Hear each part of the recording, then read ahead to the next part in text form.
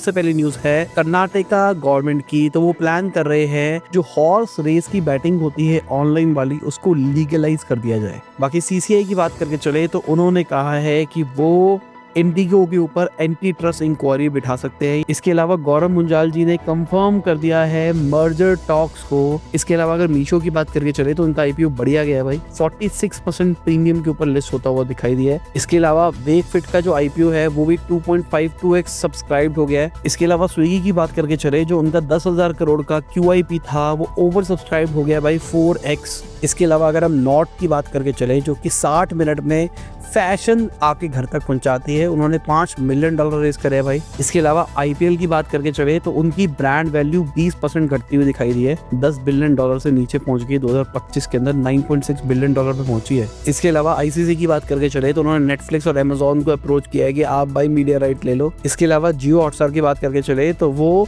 4,000 करोड़ रुपए इन्वेस्ट करने का प्लान कर रहे हैं साउथ इंडिया कंटेंट के अंदर। इसके अलावा भाई मोबाइल के रिचार्ज अगर करवाने हैं आपको तो करवा लो, ये सही टाइम है। कहा जा रहा है टेलीकॉम कंपनीज प्राइसेस को बढ़ा सकती है क्योंकि उनका रेवेन्यू ग्रोथ स्लो डाउन हो रही है। बाकी उबर की बात करके चले तो वो B2B लॉजिस्टिक सर्विस के अंदर आ गए हैं, ONDC के थ्रू आए।